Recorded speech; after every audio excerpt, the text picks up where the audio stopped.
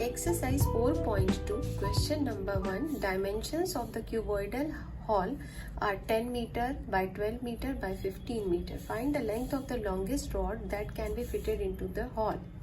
यहाँ हमें एक हॉल दी हुई है और उसकी डायमेंशन बताई हुई है।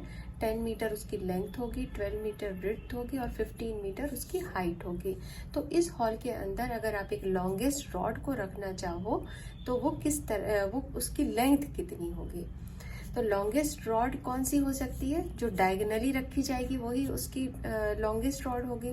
तो यहाँ हमें इस क्वेश्चन में डायगनल चाहिए इस क्यूबॉइडल हॉल का। तो डायगोनल जो होती है किसी क्यूबॉइड की, वो length square plus breadth square plus H square, मतलब L square plus B square plus H square होगा रूट अंडर। तो यहाँ पे हम लेंथ है यहाँ 10 मीटर, ब्रेड्थ है 12 मीटर और हाइट है 15 मीटर। तो डायगोनल कैसे आएगी, हम रूट अंडर एल स्क्वायर लेंगे।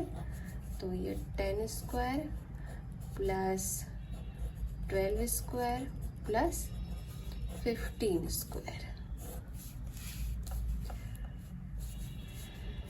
इज इक्वल टू 10 स्क्वायर तो 100 हो जाएगा, 12 144 और 15 225 हो जाएगा। और जब हम इनको ऐड करेंगे तो ये हो जाएगा 269 और इसका वैल्यू आ जाएगा 21.65 मीटर। तो डायगोनल जो हो गई वो कितनी हो गई, 21.65 मीटर। तो यही जो है लेंथ होगी लॉन्गेस्ट रॉड की, जो इस हॉल में फिट आ जाएगी। Question number 2. Nishant owns a house of dimensions 10 feet by 8 feet by 9 feet. His house has 2 entry doors on the opposite sides of dimension 7 feet by 3 feet. तो सबसे पहले हम देख लेते हैं, इसमें है निशांत का एक हाउस है जिसका डायमेंशन हमें दिया हुआ है। मान लो ये 10 फीट है, लेंथ ब्रेड्थ है 8 फीट और हाइट जो है इसकी वो होगी 9 फीट की। तो ये इस हाउस का डायमेंशन है। और यहाँ पे हमें बताया जा रहा है कि डायमेंशन इसके घर का तो ये डायमेंशन हो गया और उसके हाउस में 2 एंट्री डोर्स हैं, 2 दरवाजे हैं जो कि एक दूसरे से ऑपोजिट साइड है। मान लो इस वॉल में एक डोर है तो बैक पीछे वाली वॉल में भी एक डोर होगा और उसकी हमें डायमेंशन 7 फीट बाय 3 फीट दी हुई है। And 2 Windows on opposite walls of dimension 3 feet by 2 feet each. और 2 विंडोज भी हैं, वो भी ऑपोजिट साइड है। तो मान लो अगर इधर 2 डोर हो गए तो इस साइड पे इस वॉल पे और इस वॉल पे विंडोज होंगे, तो उनकी भी डायमेंशन हमें दी हुई है। He wants wallpapering to be done in his house. तो वो अपने घर में वॉल पेपरिंग कराना चाहता है, वॉल पेपर यूज करना चाहता है। If the wall paper that he selects is 2 feet wide, अगर जो वॉल पेपर उसने चूज किया है वो 2 फीट वाइड है एंड द कॉस्ट इज ₹25 पर फीट और उसकी कॉस्ट 25 रुपीज पर फीट है। Find the total cost paid by Nishant. तो निशांत ने कितना पे किया वो कॉस्ट हमें इसमें निकालना है। इफ द लेबर चार्जेस ₹10 पर स्क्वायर फीट, और लेबर चार्ज जो लेबर इस काम को करेगा उसकी चार्ज ₹10 पर स्क्वायर फीट दी हुई है। तो इस क्वेश्चन में हम सबसे पहले इस हाउस का जिस पे उसको वॉलपेपर कराना है उसकी हम एरिया निकाल लेते हैं। तो उसके लिए सबसे पहले हम इसके जो जितने भी वॉल हैं उसकी एरिया निकाल लेते हैं, क्योंकि वॉल पे ही वॉलपेपरिंग होगी। तो ये रूफ और ये फ्लोर ये दोनों हट जाएंगे, तो वॉल की एरिया निकलेगी पहले, ये जितनी भी वॉल है उसकी। उसके बाद उस एरिया में से हमें जो डोर की एरिया और विंडो की एरिया है वो दोनों सबट्रैक्ट कर देनी होगी। तो इसको हम स्टेप में सॉल्व करते जाते हैं। तो area of 4 walls, area 4 wall का फॉर्मूला हो जाता है 2HL + B is equal to 2 into height यहाँ पे हमारी 9, L 10 + 8, तो ये हो जाएगा हमारा 18 × 18 = 324 फीट स्क्वायर, क्योंकि यहाँ हमें सारे डायमेंशन फीट में दिए हुए हैं। अब हम डोर एरिया निकाल लेते हैं। डोर के लिए क्या है, 7/3 फीट की डोर है और हमारे पास 2 डोर हैं, यहाँ पे 2 डोर्स हैं, 2 × 7 × 3 हो जाएगा, L × B मान लो इसको, और चूंकि 2 दरवाजे हैं तो 2 से मल्टीप्लाई कर दिया, 2 × 21 तो 42 फीट स्क्वायर हो जाएगा। और विंडोज भी हमारे पास 2 हैं और उसकी डायमेंशन 3 फीट और 2 फीट है, तो 3/2 है, तो 2 × 6 = 12 फीट स्क्वायर। तो ये डोर और विंडोज इन दोनों की टोटल एरिया कितनी हो गई, 4 + 5 54 फीट स्क्वायर। ठीक है, तो अब ये वॉल की एरिया है 324 और डोर और विंडो की एरिया है 54। तो इस वॉल की एरिया में से ये विंडो और डोर की एरिया को हमें सबट्रैक्ट करना होगा, क्योंकि डोर और विंडो पे तो वॉलपेपर नहीं यूज होगा, वो तो सिर्फ वॉल पे होगा। तो इन दोनों को हमें उसमें से सबट्रैक्ट करना होगा। तो वॉलपेपर एरिया मतलब वॉलपेपर जिस एरिया पे हमें करना है वो कितना है, 324 - 54 = 270 फीट स्क्वायर। ये एरिया है जिसपे हमें वॉलपेपरिंग करनी है। अब हमें कॉस्ट निकालनी है, तो कॉस्ट हमारा 2 पार्ट में डिवाइडेड है, तो वॉलपेपर का कॉस्ट और लेबर चार्जेस। वॉलपेपर का कॉस्ट और लेबर चार्जेस। तो वॉलपेपर के लिए हमें यहाँ पे दिया हुआ है कि if the wallpaper that he selects is 2 feet wide and cost is ₹25 पर फीट। तो यहाँ वॉलपेपर जो वो सेलेक्ट करता है वो 2 फीट वाइड है, मतलब उसकी ब्रेड्थ दी हुई है, लेकिन लेंथ हमें निकालनी है। तो लेंथ तो डिपेंड करेगा, ये 270 फीट एरिया हमें चाहिए तो उस पर लेंथ डिपेंड करेगा। तो लेंथ हमें यहाँ पता नहीं है और ब्रेड्थ जो है वो क्वेश्चन में हमें 2 फीट दी हुई है।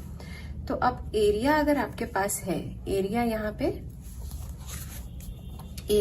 पे आपका 270 है, लेंथ आपको नहीं पता है और जो ब्रेड्थ है उसकी वैल्यू 2 है, तो लेंथ आप पता लगा सकते हो ना, 270/2 कर दो। ठीक है, तो यही जो एरिया, ये जो वैल्यू निकलेगी 270/2, इतनी लेंथ की हमें वॉलपेपर चाहिए होगी। और अगर हम उसमें 25 से मल्टीप्लाई कर दें तो ये हमारा कॉस्ट भी निकल आएगा। तो यहाँ पे हम इसको, जो वॉलपेपर की कॉस्ट है उसके लिए यहाँ हम इसमें 270/2, तो ये वॉलपेपर की लेंथ निकल गई और उसको 25 जो कॉस्ट है पर फीट की उससे हमने मल्टीप्लाई कर दिया। तो ये 135, तो इसका मतलब 135 फीट चाहिए होगा और 25 रुपीज से मल्टीप्लाई करेंगे तो कॉस्ट आ जाएगी। तो 135 × 25 = हो जाएगा 3375। तो ये वॉलपेपर की हो गई, तो ये हम रुपीज में लिख देंगे, ₹3375। इसको यहाँ छोड़ दो।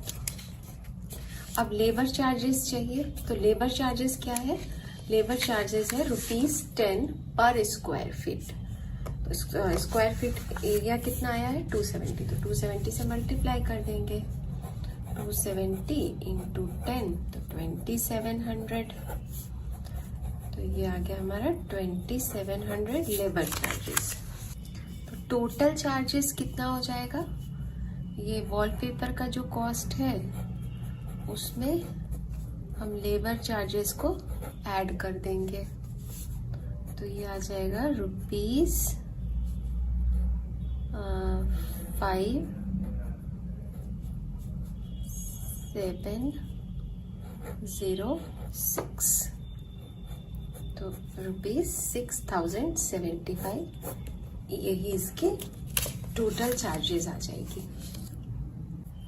Question number 3, the volume of a cuboidal block of silver is 10,368 cubic centimeter. If the dimensions are in the ratio 3:2:1, find dimension of the block. और second part में the cost of gold polishing if entire surface, second, the cost of gold polishing its entire surface at ₹0.50 per centimeter square. तो यहाँ पे सबसे पहले हम देखेंगे कि क्यूबॉइडल ब्लॉक है जो कि सिल्वर का है और उसकी हमें पूरी वॉल्यूम दी हुई है। यहाँ पे ये वॉल्यूम दी हुई है और इसकी डायमेंशन का हमें रेशियो दिया हुआ है। 3 है, 3:2:1 के रेशियो में है, तो इसको हम कंसीडर कर लेते हैं। 3x इसकी लेंथ हो गई, 2x ब्रेथ हो गई और x इसकी हाइट हो गई। तो वॉल्यूम ऑफ ब्लॉक क्या हो जाएगा, L into B into H हो जाता है, इसलिए 3x into 2x into x हो गया।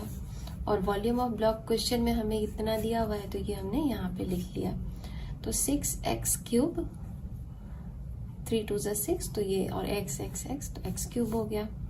x cube is equal to ये 6 इधर आ गया, डिवाइड हो गया।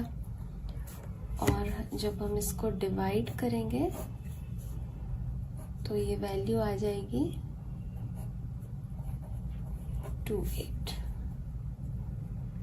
तो x cube is equal to 12 to the power 3 हो जाएगा। Therefore x is equal to 12। तो x की वैल्यू यहाँ में 12 आ गई है, तो हम यहाँ पर इसकी लेंथ, ब्रेड्थ और हाइट में ये वाली वैल्यू पुट कर देते हैं, तो इससे हमारा डायमेंशन आ जाएगा। Here length L is equal to 3 into x, 3 into 12, 36 centimeter. Breadth B is equal to twice x, 2 into 12 equal to 24 cm, and height h is equal to x। So ये 12 ही रह जाएगा, 12 सेंटीमीटर। तो ये इसकी dimension आ गई, length, width और height आ गई। Next third का second part, the cost of gold polishing its entire surface at ₹0.50 पर सेंटीमीटर स्क्वायर। ये जो गोल्ड की सिल्वर की जो ब्लॉक है इसको अब हमें गोल्ड पॉलिश करना है और उसकी कॉस्ट यहाँ पे दी हुई है। तो इसके लिए पॉलिश करने के लिए हमें सबसे पहले इसका एरिया निकालना होगा। तो एरिया ऑफ क्यूबॉइड क्या हो जाता है, second total surface area is equal to 2 into LB plus BH plus HL। 2 into L length यहाँ पे क्या है, हम x की ही वैल्यू यहाँ पे x वाली वैल्यू पुट करते हैं और लास्ट में फिर हम उसको चेंज कर लेंगे। तो x लेंथ यहाँ पे है 3x और ब्रेड्थ है 2x,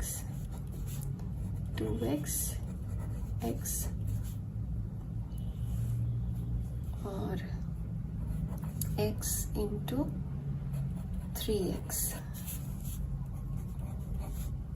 6x square, 2x square, 3x square. तो ये हो गया 11x स्क्वायर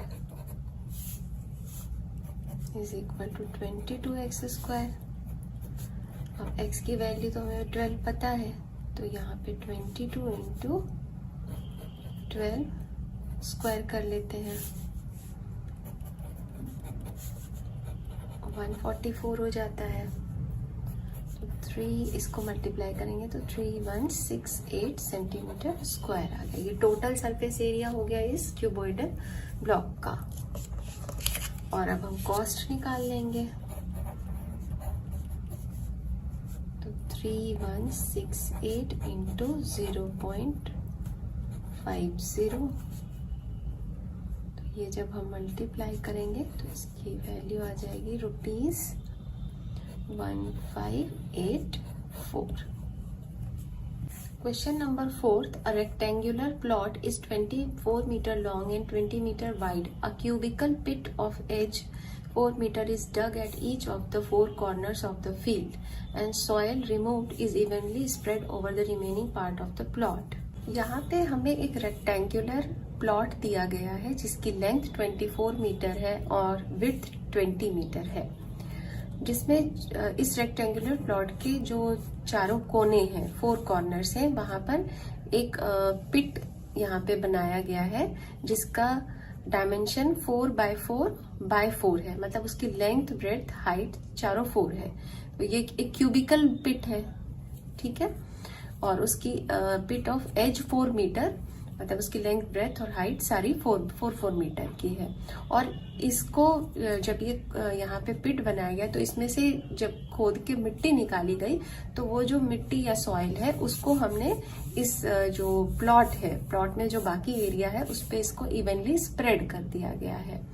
तो क्वेश्चन ये पूछा जा रहा है कि by what height does the remaining plot get raised, तो कितना हाइट जो है इस प्लॉट का राइज कर जाएगा इस मिट्टी के फैलने के बाद। तो इसके लिए हम क्या करेंगे, सबसे पहले एरिया ऑफ प्लॉट निकाल लेंगे।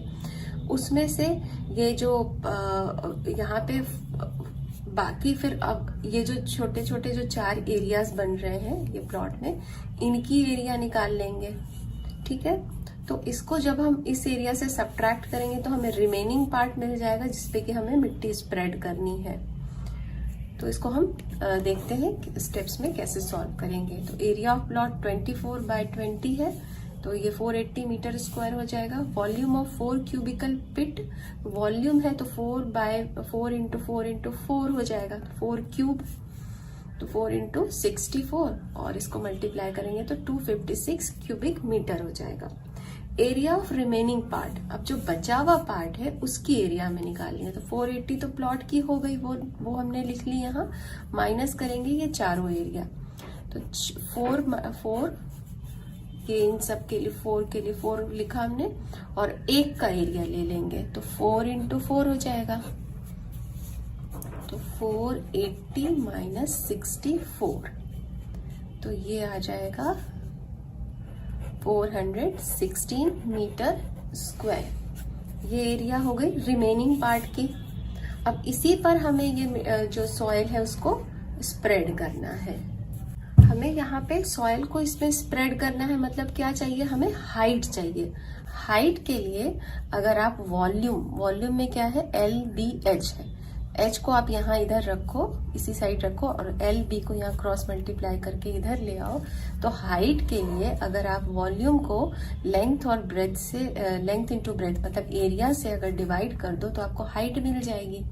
यहाँ 4 क्यूबिकल पिट की वॉल्यूम 256 क्यूबिक मीटर आई है, यही जो सॉइल है वही इस पे स्प्रेड हुआ है। तो हाइट चाहिए हमें, तो हम H is equal to volume by area of remaining part, जो ये वाला हमारा निकला है वो लिख लेंगे, रिमेनिंग एरिया। तो वॉल्यूम कितनी है हमारी 256, बाय एरिया कितनी है 416, ये क्यूबिक मीटर है और ये मीटर स्क्वायर है। तो यहाँ पर हो जाएगी, इसको जब हम डिवाइड करेंगे तो 8/13 के फॉर्म में आ जाएगा। ये H जो है 8/13 हो जाएगा, और यहाँ क्यूब है यहाँ स्क्वायर है तो ये मीटर हो जाएगा। हाइट ऐसे भी मीटर में ही आ जाएगी, तो इसकी हाइट 8/13 मीटर हो जाएगी, इस फील्ड की height. Question number 5. A rectangular container whose base is a square of side 6 cm stands on a horizontal table and holds water up to 1 cm from the top. एक horizontal table के ऊपर ये एक rectangular container रखा हुआ है जिसका base 6x6 का है। मतलब जो बेस है, बेस एरिया जो होगा इस कंटेनर का वो एक स्क्वायर के शेप में है। 6 सेंटीमीटर इधर है तो 6 सेंटीमीटर इधर भी हो गया।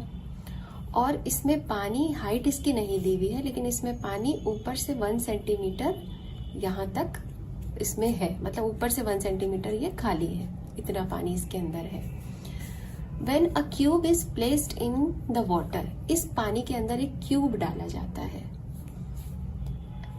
in the water and is completely submerged. इसमें एक क्यूब डाला जाता है और ये क्यूब जो है इस पानी के अंदर पूरी तरह डूब जाता है। इसके डूबने के बाद क्या होता है? The water rises to the top. पानी इसमें टॉप तक आता है, पूरा ऊपर तक आ जाता है। And 2 cubic centimetre of water overflow. पहले तो पूरे टॉप तक आ गया पानी इसमें डालने के बाद, और फिर और भी ज्यादा हो जाता है। मतलब ये क्यूब डालने के बाद पानी ओवरफ्लो होने लगता है। वो पानी जो ओवरफ्लो हुआ है वो 2 क्यूबिक सेंटीमीटर है। Calculate the volume of the cube. तो अब हमें इस क्यूब की वॉल्यूम निकालनी है, जिस क्यूब को हमने इस पानी के अंदर डाला है। ठीक है, तो वॉल्यूम ऑफ क्यूब क्या हो जाएगा? Volume of water rises. पहले तो इसको डालने के बाद पानी इसमें ऊपर चढ़ा, उसके बाद कुछ पानी गिर गया। तो हम उन दोनों वाटर की वॉल्यूम को अगर हम ऐड कर लेंगे तो हमें इस क्यूब की वॉल्यूम मिल जाएगी। तो वॉल्यूम ऑफ वाटर राइजेस, पानी कितना ऊपर उठा, तो वो तो हमें पता है, लेंथ 6 है, विड्थ भी 6 ही है, और हाइट 1 सेंटीमीटर। यहाँ 1 सेंटीमीटर ये खाली था, तो पहले ये यहाँ से यहाँ तक आया, तो ये हाइट 1 सेंटीमीटर की हो जाएगी। तो 6 × 6 × 1, ये वॉल्यूम ऑफ वाटर जो राइज होके यहाँ ऊपर तक आया। और volume of water that overflows, जो बाहर गिर गया, वो 2 क्यूबिक सेंटीमीटर हमें क्वेश्चन में ही दिया हुआ है, और ये हम 2 पुट कर देंगे। 2 36 + 2 38 cubic centimeter. Question number 7. A rectangular pit 1.4 meter long, 90 centimeter broad and 70 centimeter deep was dug, and 1000 bricks of base 21 centimeter by 10.5 centimeter were made from the earth dug out. Find the height of each brick. यहाँ पे हम एक rectangular पिट की measurement दी हुई है, और जितना उस पिट से वहां से उसका सॉयल या मिट्टी निकली, उससे 1000 ब्रिक्स बनाए गए, और उस 1000 ब्रिक में से हर एक ब्रिक का जो बेस है वो 21 सेंटीमीटर का है, of base 21 centimetre bye 10.5 centimetre का है उसका बेस, और इसकी हाइट हमें बतानी है ब्रिक की। तो इसके लिए हम क्या करेंगे, सबसे पहले जो रेक्टेंगुलर पिट है उसकी जो लेंथ है वो मीटर में दी हुई है, तो उसको हम ये वाली लेंथ सिर्फ मीटर में, बाकी तो सेंटीमीटर में, तो उसको चेंज कर लेंगे। और अगर हम इसकी वॉल्यूम निकाल लें, क्योंकि इसकी जो वॉल्यूम है, जो जितनी वॉल्यूम निकली है उसी से ये सारी ईंटें बनाई गई हैं, तो उसकी वॉल्यूम, जितनी वॉल्यूम इसमें से निकली है उसमें से अगर आप डिवाइड कर दोगे एक ब्रिक की वॉल्यूम को, तो फिर नंबर ऑफ ब्रिक्स हमें यहाँ क्वेश्चन में दिया हुआ ही है, तो उसमें जो ब्रिक की हाइट है वो निकल आएगी। तो यहाँ पे हम देखते हैं कैसे इसको स्टेप्स में सॉल्व करते हैं। तो लेंथ हो गई पिट की 1.5 मीटर, तो उसको हमने 100 से मल्टीप्लाई कर लिया। 1.4 को हमने 100 से मल्टीप्लाई कर लिया, तो ये हो गया 140 सेंटीमीटर। और इसकी ब्रेड्थ तो दी हुई है 90 और हाइट भी दी हुई है। तो वॉल्यूम ऑफ रेक्टेंगुलर पिट हमने इन सबको मल्टीप्लाई कर लिया। वॉल्यूम ऑफ 1 ब्रिक, जो एक ब्रिक की वॉल्यूम है, वो बेस एरिया तो हमें यहाँ दिया हुआ 21 × 10.5, लेकिन हाइट हमें नहीं दी हुई है, तो हाइट हमने यहाँ h ले ली, ब्रिक की height cubic centimetre. Now number of bricks, is equal to volume of pit by volume of one brick. तो नंबर ऑफ ब्रिक्स कितने हैं, 1000 है। वॉल्यूम ऑफ पिट कितनी आ गई, ये हमने यहाँ पे निकाली है 140 इंटू 90 इंटू 70।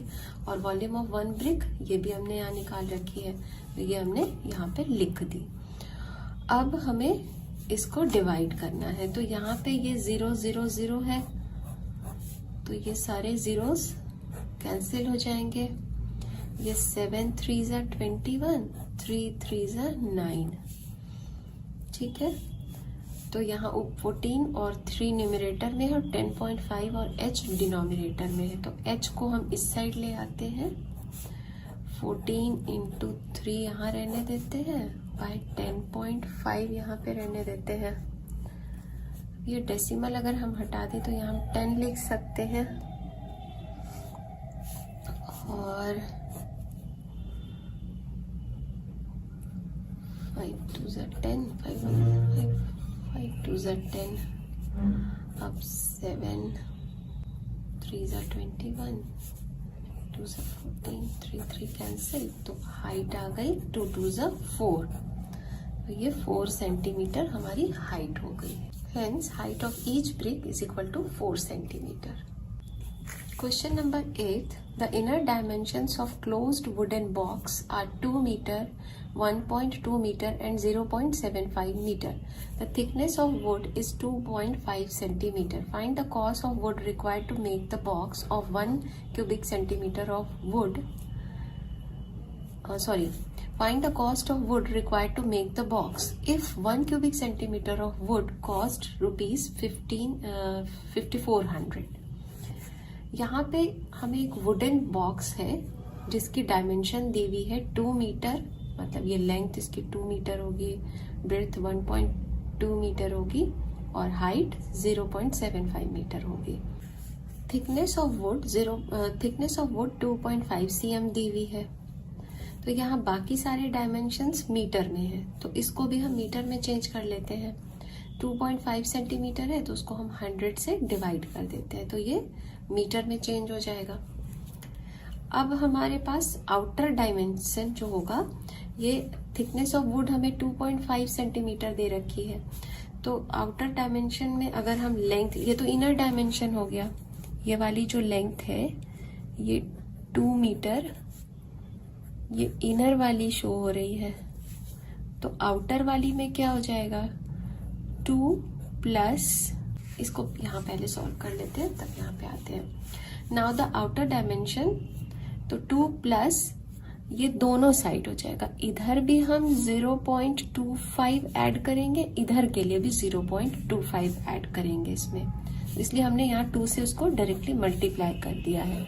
मतलब ये जो 2 है उसमें हम ये यहाँ भी थिक 0.25 है, इधर भी थिक 0.25 है, तब 0.025 प्लस 0.025, तो 2 प्लस इन दोनों को ऐड करेंगे 0.25, 0.025, तो इनको ऐड करने से हमें मिलेगा 0.05,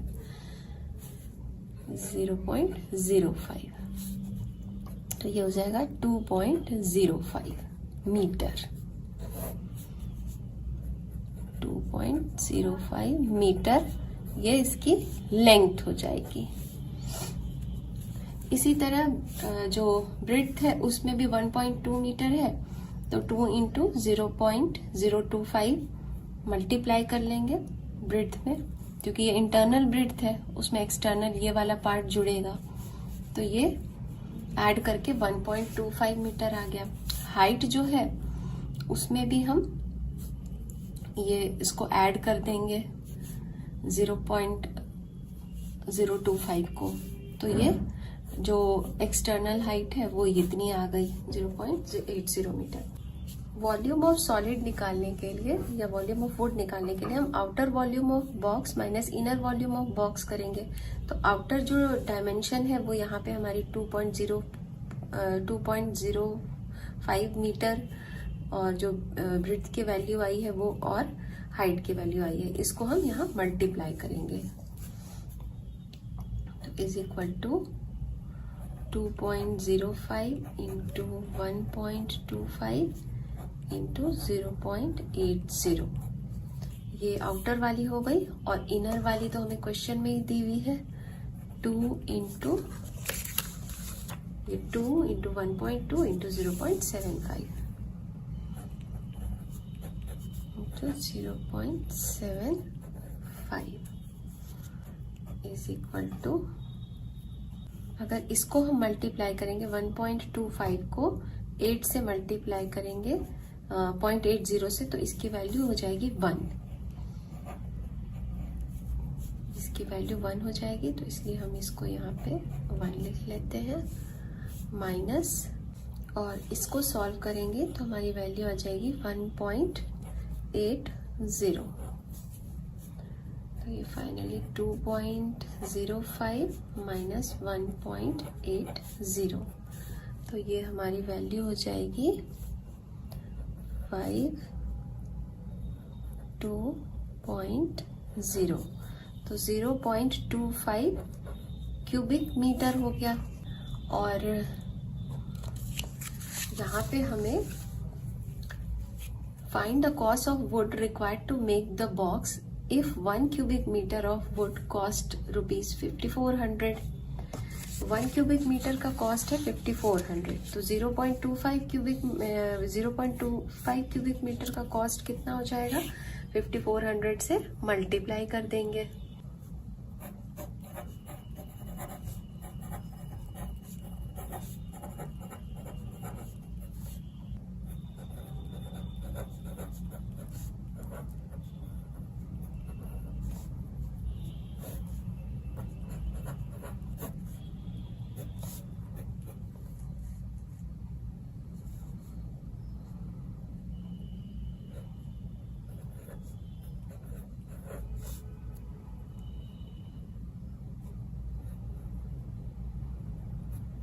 तो ये टोटल कॉस्ट ऑफ वुड हो गई। Question number 9, the ratio between the curved surface area and total surface area of right circular cylinder is 1:2 if the total surface area of cylinder is 616 centimetre square, then find volume. तो यहाँ ratio हमें curved surface area और total surface area of right circular cylinder की 1:2 दी हुई है। तो ये हम यहाँ पे curved surface area of cylinder कितनी होती है, 2πRH होती है, और total surface area of cylinder कितनी होती है, 2πr+h हो जाती है। क्योंकि उसमें अगर ये हमारी सिलेंडर है तो टोटल सरफेस एरिया में ये ऊपर वाला जो पोर्शन होता है और ये जो बेस होता है सिलेंडर का, ये टॉप और बेस, ये भी इंक्लूड रहता है। और कर्व्ड में तो सिर्फ ये जो कर्व्ड पोर्शन है यही रहता है। तो इनका रेशियो जो है ये 1:2 है। तो 2 according to question 2πRH by 2πr r+h is equal to 1/2। यही हमें क्वेश्चन में दिया हुआ है। तो यहाँ 2πr कैंसिल हो जाएगा, ये क्रॉस मल्टीप्लाई हो जाएगा, तो 2h is equal to r+h हो जाएगा। h को हम एक साइड कर लेते हैं, 2h minus h is equal to r। तो h is equal to r। इससे क्या पता चला हमें, इस सिलेंडर की हाइट और रेडियस दोनों सेम है।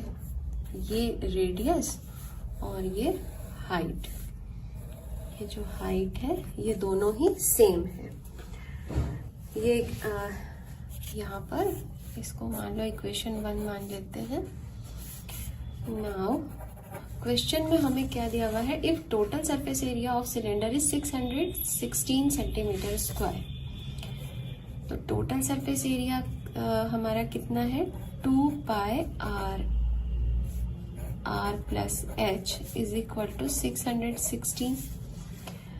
अब यहाँ पे हम 2 पाई आर, और ये h is equal to R है, तो यहाँ पे हम r प्लस आर रख सकते हैं, is equal to 616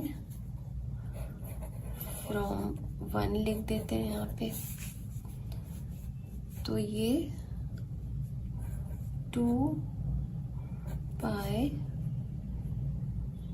are plus 2r हो जाएगा। 616 2 into 22 by 7 into 2 into R square is equal to 616।